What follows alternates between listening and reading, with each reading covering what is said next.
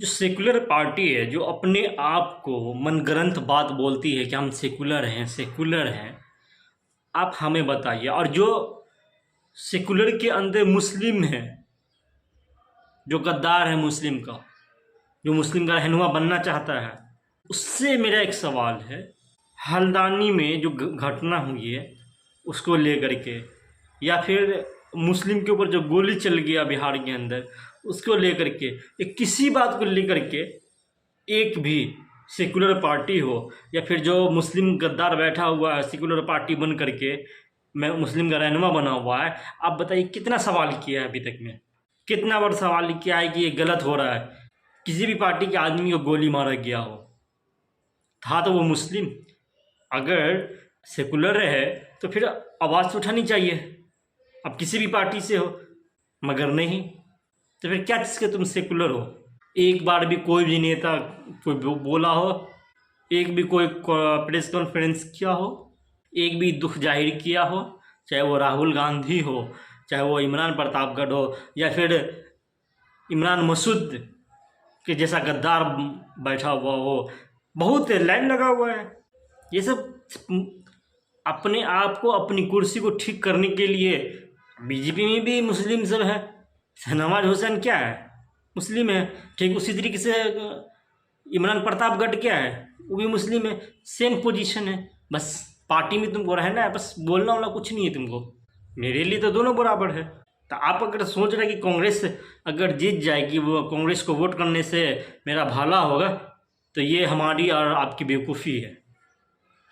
ये गद्दार बैठा हुआ है। मुस्लिम को ना तो राजनीति करने आ रहा है, ना अपने समाज को सुधारने में वो सक्सेस हो रहा है। वो दोनों में से कोई चीज़ उसके अंदर नहीं है।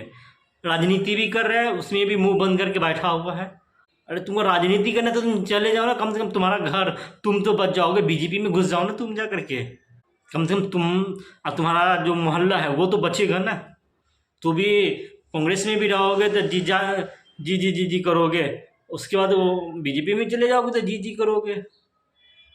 काम दोनों एक ही है। जब तुम समाज के लिए तुम कुछ कर ही नहीं पाओगे, तो इमरान प्रतापगढ़ जो है गद्दार क्या बोला अभी तक? इतना सारा घटना हो रहा है, अब बताइए क्या बोल रहा है वो? हमें तो नहीं दिख रहा है कहीं पे। इतना बेशरम इंसान कैसे हो गया? आज से कुछ साल पहले तो उसको तो मुस्लिम का बहुत बड़ा एकदम दाता मानता था सब, कि मुस्लिम के लिए कुछ करेगा, मुस्लिम के लिए आवाज़ उठाएगा, माइनॉरिटी के लिए कुछ करेगा। कहाँ घुस गया? और आईने की इसी पर इमरान प्रतापगढ़ है, इसके जैसा बहुत गद्दार बैठा हुआ है। कोई भी एक भी बता दो कि जो खुल करके कांग्रेस को बोले कि जो मुस्लिम के साथ हो रहा है वो गलत हो रहा है, उसमें सेकुलर पार्टी कांग्रेस जो है वो बोले, कुछ एक वर्ड बोल दे।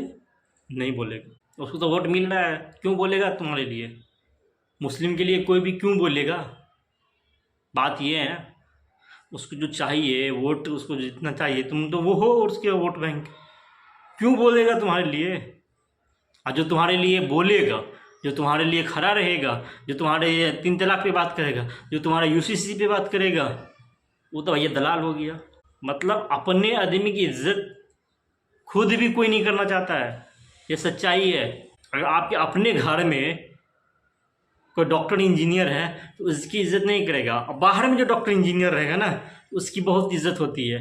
देखिए उस फलाने का लड़का ना इंजीनियर है, डॉक्टर है, मगर अपने घर में है कुछ नहीं है।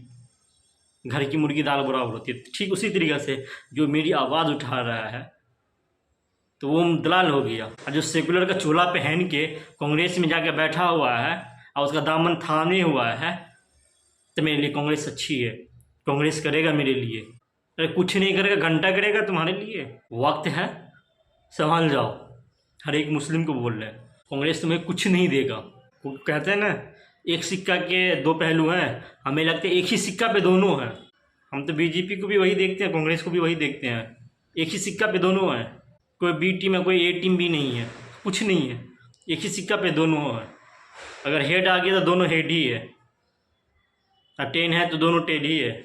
इसलिए आप ये मत सोचिए बीजेपी को हराना है।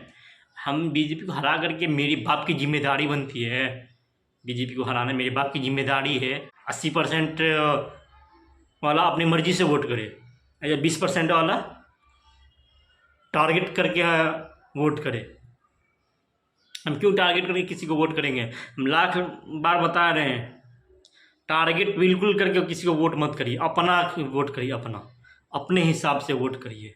ये भी नहीं बोले कि आप बीजेपी को वोट करिए, ये भी नहीं बोले कि हम कांग्रेस को वोट करिए, मगर आपकी आवाज़ कौन उठा रहा है, आपकी बात कौन रख रहा है संसद में, यूसीसी पे कौन बोल रहा है, 3 तलाक पे कौन बोल रहा है, ये सब देखिए।